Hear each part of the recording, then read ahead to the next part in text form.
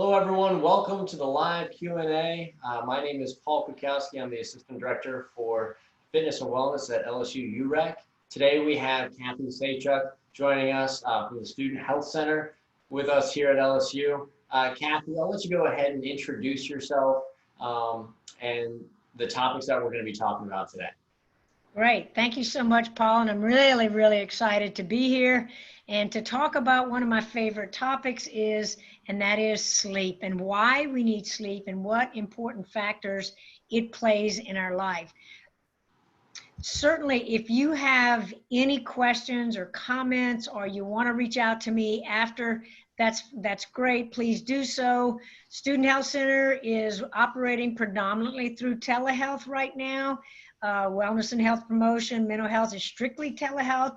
We do have some medical staff in there. If you need some assistance, you can check with them as well and stuff. So let's go ahead and jump into talking about sleep and how important it is and why it's important. And the last 20 years for neuroscientists has been amazing, simply because they're much better able to study the human brain and to figure out how our brains actually operate and what is everything that happens in the brain. And we know that without our brains, we don't exist at all because our brain controls absolutely everything in the human body. And so we even know from the mental and emotional side that it's truly tied into helping us to feel happier, making us happier. So getting that quality sleep is a long-term goal and a lifelong goal for all of us. So as the neuroscientists were studying about sleep, some of the things that they started realizing is the connection between health issues, especially some chronic diseases, and sleep itself. So we're going to talk about those first, and that will be in the very next slide here. Let's see. There you go. And so let's talk about some of those, and let's talk about what they might mean to us and how it affects us in our life and those kinds of things. So when we talk about our awareness and knowing what's going on around us and being aware of those things, we have to look at how much sleep do we get the night before to really be aware of things around us. The scary part is that we don't even realize we're not aware. And so it puts us maybe in more dangerous situations and stuff. For example, something to think about. Let's say you've got this big weekend trip planned and you're going to be getting in your car and leaving on Friday at about 3 o'clock after classes are over. But you have a big test Friday morning. So you're going to study quite a bit or late into the night on Thursday night, maybe only get 3 to 5 hours of sleep. You're not going to realize how unaware and how affected you are by that lack of sleep. So you hop in your vehicle, you're driving along, singing a song, and it's going great, and you don't even realize it, but you're falling asleep. And you even know that you have fallen asleep when you fall asleep. And so it's really important for our awareness, our cognition, our reaction time, all of those things to get that necessary amount of sleep and stuff. Diabetes. Oh, we hear a lot about diabetes. We have a very large number of cases of diabetes that occur all the time. And so what we need to understand is that all those processes, those neurotransmitters that our brain sends out to make our pancreas produce insulin or to regulate other neurotransmitters or functions in the body, when our brain is sleep deprived, it doesn't send those messages in the right way. It might send them, but maybe not often enough, or maybe be affected by it some kind of way. So we want to understand that. And of course, cell growth and repair is affected during our sleep cycle as well. And mental and emotional things affect us as well. Weight gain and obesity is another one. So that's tied into sort of the way insulin functions in the body and our basal metabolic rate. And so what we want to understand is that when we sleep, our brain gets to reboot itself and it functions at a higher level. So it works the way it's supposed to in controlling our basal metabolic rate and those kinds of things. Depression, anxiety, mental and emotional issues are huge and the direct correlation to how much sleep we get or the quality of our sleep. So we're going to talk about that a little bit later, is what quality sleep means and how that makes such a difference as well. Not just the fact that your eyes are closed for 8 hours. Depression is directly affected by the production of serotonin in the human brain. Dopamine also plays in, but it's serotonin predominantly that makes us feel happy and keeps us from being depressed. Well, when we don't get enough sleep, what happens is the brain doesn't operate correctly. So we either get too much serotonin released, or we get highs and lows of serotonin released, or we just don't get any serotonin released. And if you don't have serotonin, you're going to feel depressed. No two ways about it, because this is the neurotransmitter that affects that so much. And so we need to understand that the more sleep deprived we are, the less sleep we get, the more likely we're going to have depressive episodes or feel depressed. I do want to throw in something here along with the serotonin production. What helps serotonin? Exercise as well. So we want to keep that in mind. Talk to the folks at UREC, keep in touch with them, figure out some things to do so that you're getting that regular exercise. And then if you're combining sleep and good exercise, bingo, you're going to feel much happier, much less depressed, and you're going to function much better. So you want to keep those things in mind as well. So our impaired judgment, what does that mean? Well, we have a CEO in our brains, and our CEO is our frontal cortex area or prefrontal cortex area, this huge area in the front of our brains. And so just like with any CEO, it is a big controlling factor in the brain itself. But this is also where judgment, decision-making, reasoning, all of this occurs in the cortex area of the brain. And so what we want to think about is that as we deprive the brain of sleep, that cortex, that CEO gets tired and can't function and doesn't work as well for us. As a side note, another thing that deeply and intensely affects our judgment and decision-making is the consumption of alcohol. So keep in mind that every drink we have is going to affect our brains for 3 to 4 hours, which also can get into the sleep cycle as well.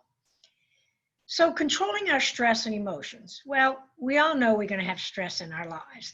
When we look at NCHA, National College of Health Assessment data from our LSU students, we see that the #1 impediment to academic success is stress.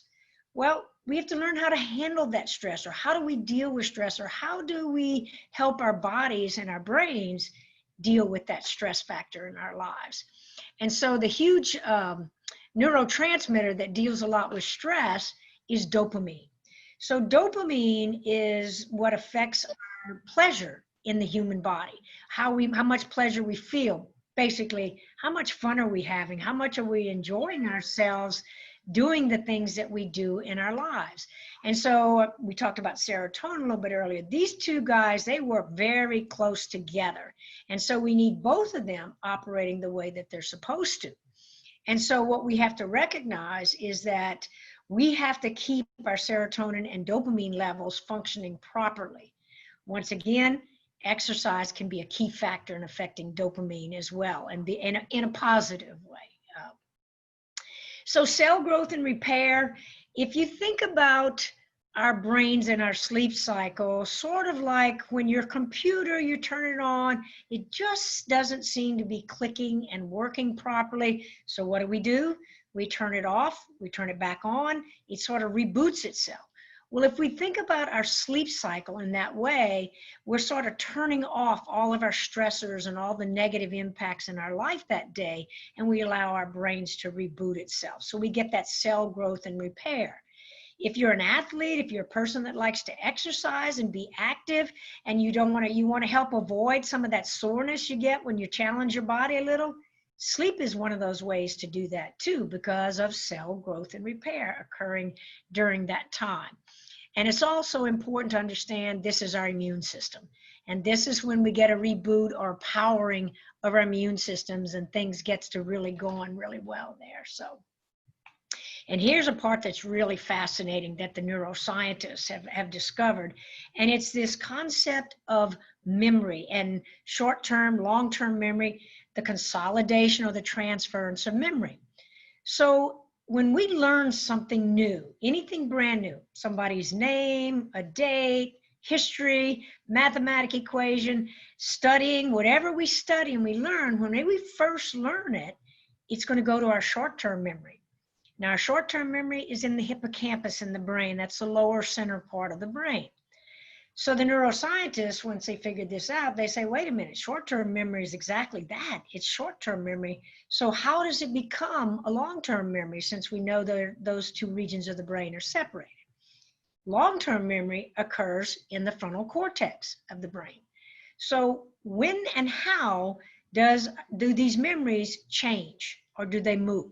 And they actually do. And we'll talk a little more specifically about that in the sleep cycle when we talk about it. But what actually happens is anything that's housed in our hippocampus, all those short-term memories that we've gotten during the day, when we get into our non-REM phases of sleep, they begin to transfer, and then they also integrate. So then we get everything that we already knew combining with all of these new memories and stuff. And that's what helps us keep going. And like I said, we'll talk more specifically about that when we actually get into our sleep cycle itself, which is coming up shortly. Okay, metabolism. Oh, we always talk about, well, I have trouble losing weight because my metabolism is slow. We all do have a basal metabolic rate. That rate is what keeps us alive. So it keeps our circulation going, keeps our brain going, keeps us breathing, all of our vital functions. But our metabolism needs help. It needs help through the sleep cycle because that's going to help keep it consistent. When the brain is tired, our metabolism actually slows down. And that's why you get that little lethargic feeling the next day when you're sleep deprived, that it contributes to it. What's another boost for metabolism? Exercise. So the more we're talking about that, sounds like a good combination. Sleep and exercise are really beneficial to the human body. And I know our folks at UREC can share so much about good quality exercise and what is needed for the human body. All right. The amazing sleep cycle. This is fascinating to me, and I find it just amazing that the neuroscientists were even able to figure this kind of stuff out. So in our sleep cycle, they're about 90 minutes long. Hopefully, you're getting enough of these sleep cycles every night that you're going to equal out about 8 hours of sleep. So that's really important. So when we first get into bed and we're relaxing, you know, and we're going to talk about some tips on helping us sleep a little better too.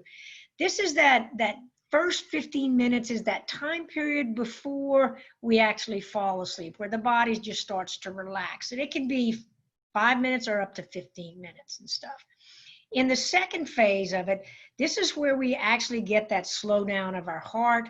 Our breathing kind of changes and gets a little bit slower. Our brain is slowing down. It's not doing such complicated tasks anymore. And so we really begin to doze off or to fall asleep at that point in time. And then the exciting part starts happening. We go into the first half of our non-REM phase of sleep.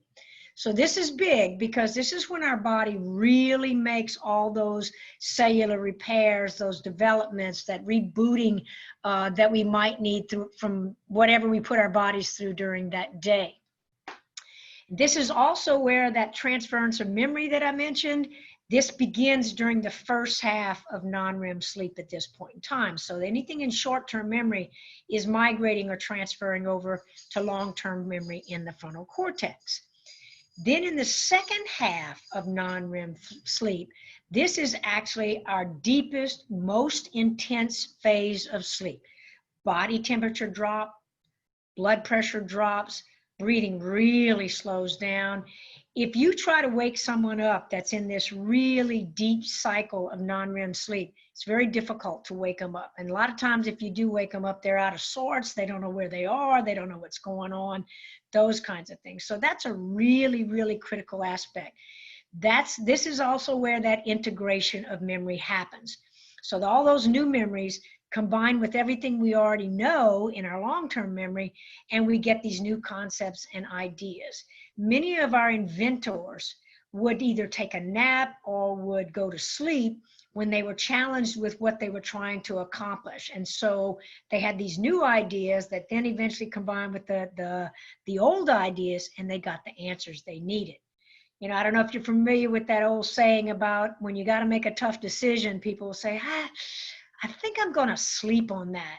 We didn't know why that worked, but it does work for sure. So we want to keep that in mind and make sure that we're getting that good quality sleep. It's not just about closing our eyes. It's about getting into that non-REM and then moving in to our REM phase of sleep.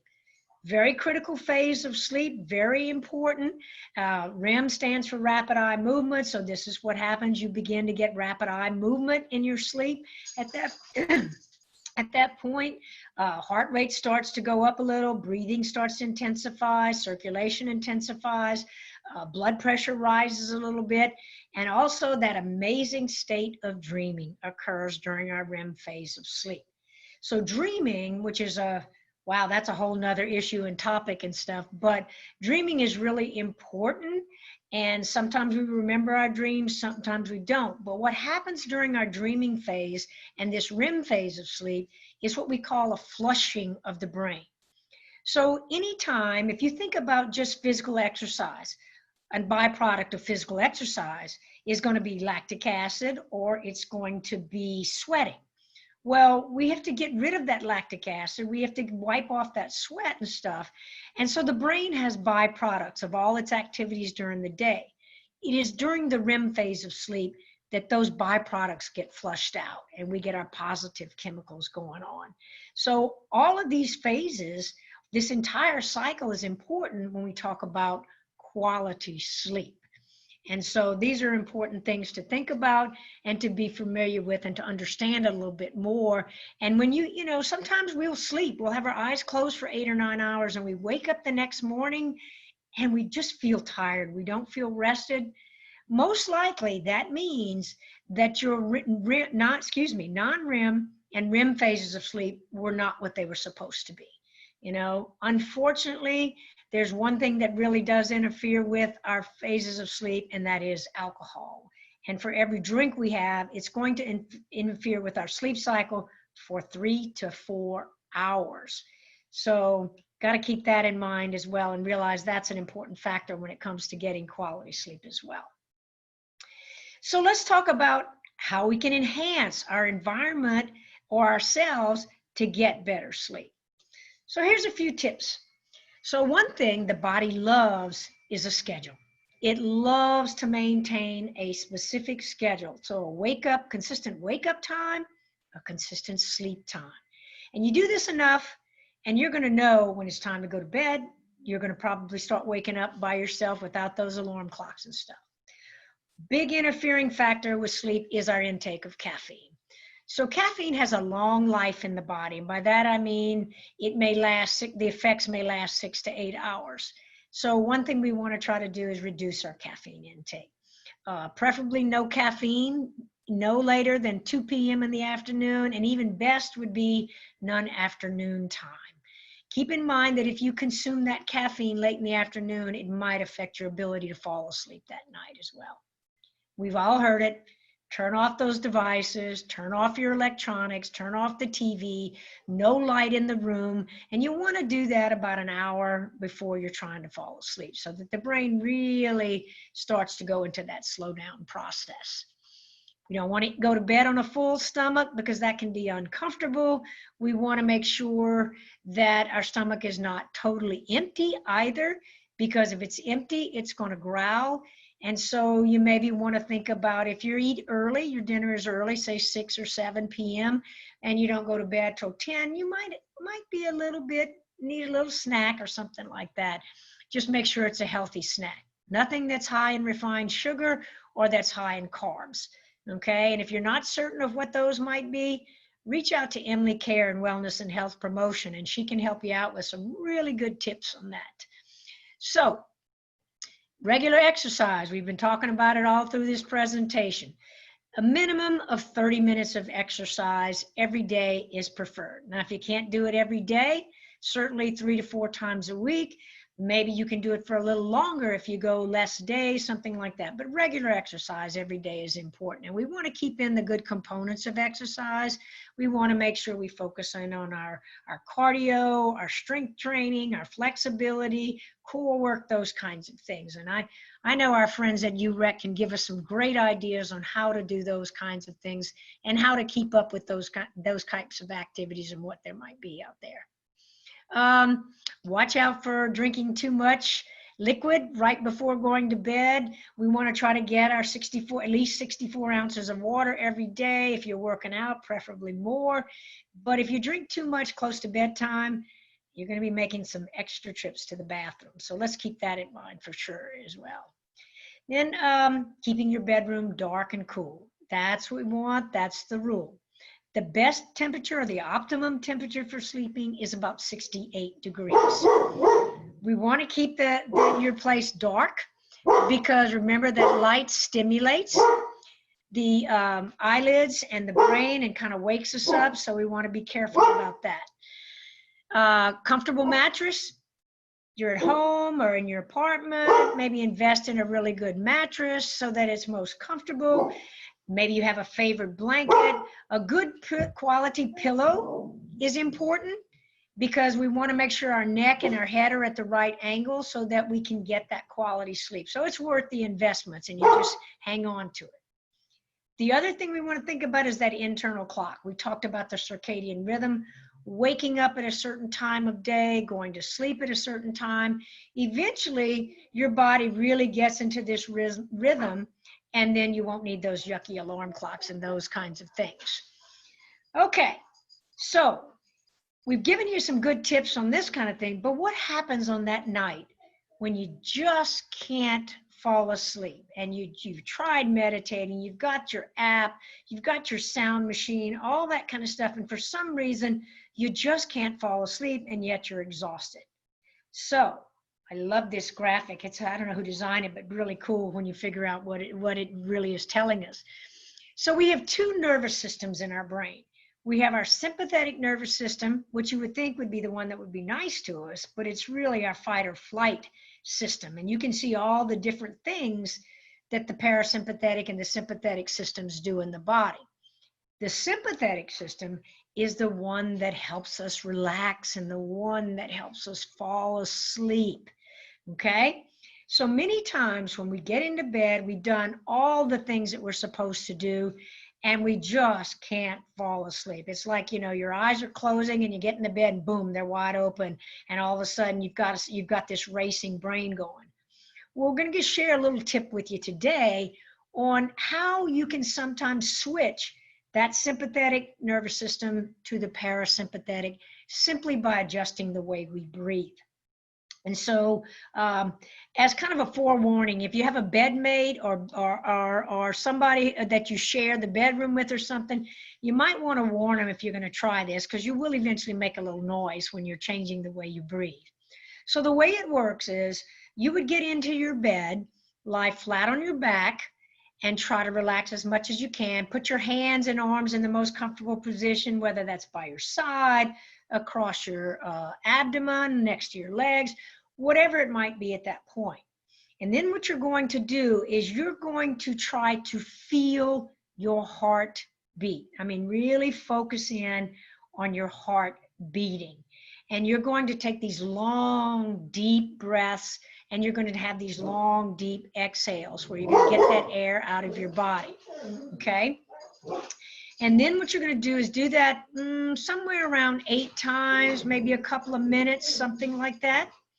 And then what is going to happen at that point is you are going to move into your most comfortable sleeping position.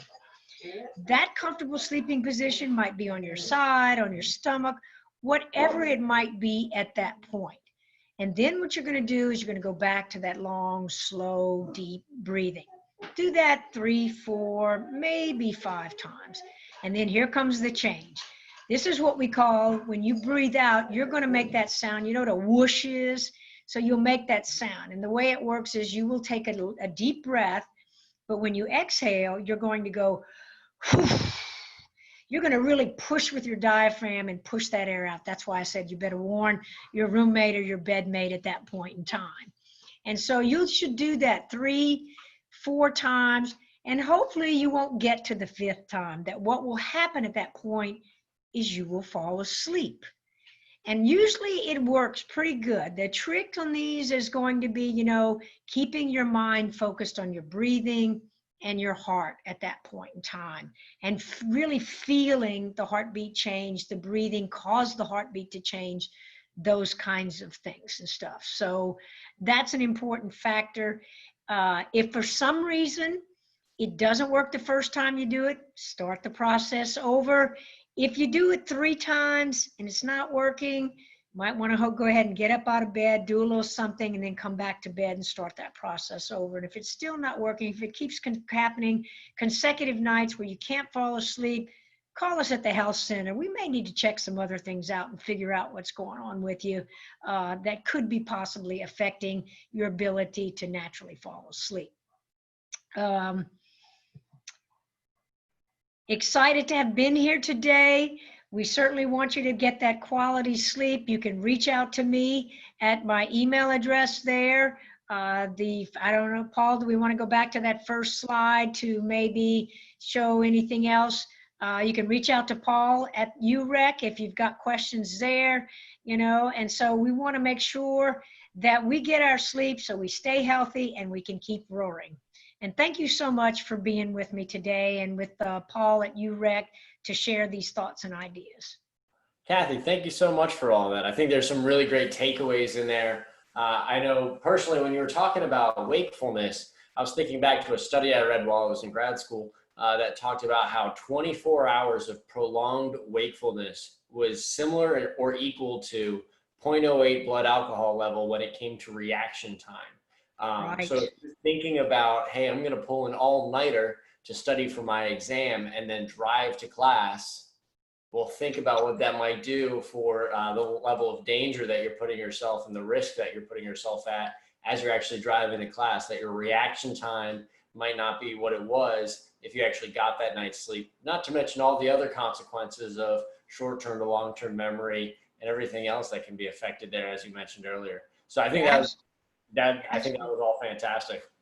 Yeah, it's an amazing field, and really it's just beginning what they're finding out on it after, it's taken 20 years of study, but I just find it fascinating when you start thinking about your own self, your own experiences about when you haven't gotten enough sleep and when you have gotten enough sleep, and just your whole mental, physical, and emotional state that you're in at that point in time. And certainly avoiding chronic diseases is something we all want to avoid. Certainly. I totally agree. And I think for anyone who's out there who struggles with that sleep habit, developing that schedule, I noticed that was at the top of the list there. I know personally for myself, that was something that was a major priority for me because I've always claimed to be not a morning person. I'm a night owl. And I know that was chronic throughout college, where it seemed that all too often I was up looking at the clock and it was 1, 2 o'clock in the morning. And it was just that much more difficult to wake up for the early morning classes. And I just wasn't alert. I wasn't awake. And I could see how it would affect my scores in those classes versus scores in my afternoon and evening classes. And I think that's something that I really challenge a lot of folks with, is when it comes to that time of the year when they're looking to do some resolutions, developing a schedule that allows you to get up in the morning and kind of attack your day is really going to be valuable. Something we've talked about in the past on a previous live Q&A was actually preparing the night before and making sure that if your goal is to get out and get active in the morning, either if it's for a workout or just get to work, it's to make sure that you've actually prepared by setting your clothes out, making sure your bag is ready, all the little things that you can do that might take 5 to 10 minutes in the morning. Well, that's already done. That's taken care of. That gives you that much more time to take advantage of when you're actually up and ready to move. So I think all that's great. It's all fantastic.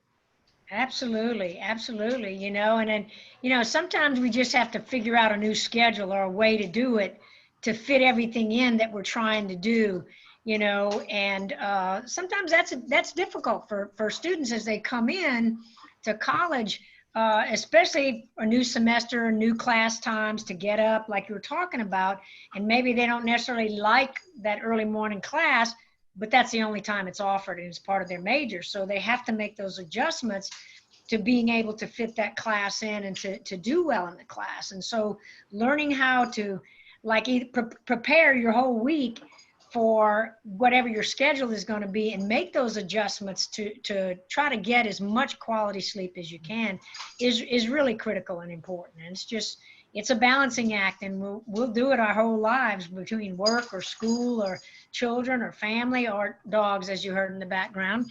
So all of those things will come into play. Oh, wow.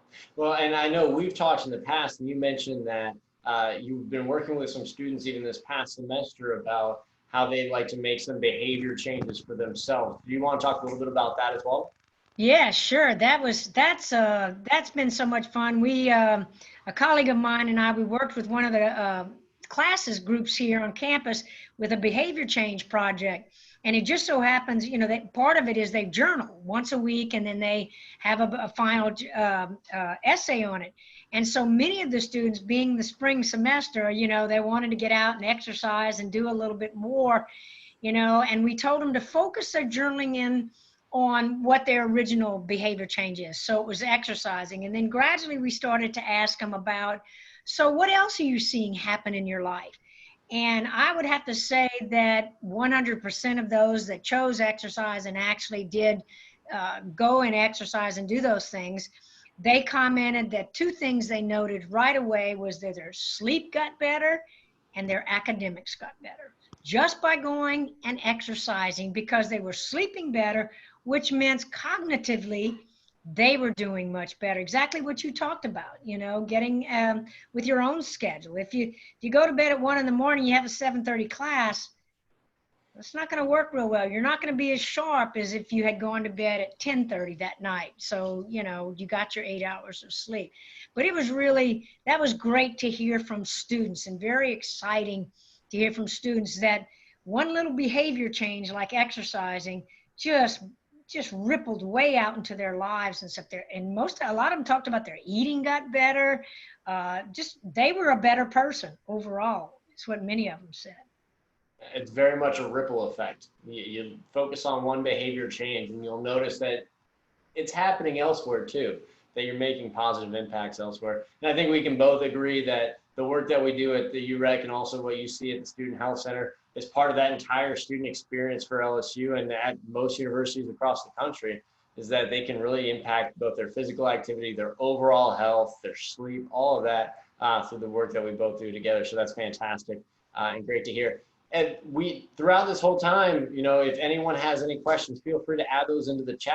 If not, feel free to go ahead and take note of the email addresses that are up on the screen. I know we have Kathy's, we have mine up there as well. You can always reach out to us afterwards. What we do is we always record these live Q&As, so if you'd like to, we can always go back to it. It's going to be posted up on our website once we're all done and through. So if there's no further questions on there, I think we've had a fantastic conversation today. Kathy, thank you so much for your time and effort. We really appreciate your help. Thank you, Paul. Appreciate you having me here, and look forward to further collaboration. All right, beautiful. All right. Thank you so much, everyone. Again, if you have any questions, feel free to reach out to us. But I think we're going to go ahead and log off now. Thank you. All right. Thank you.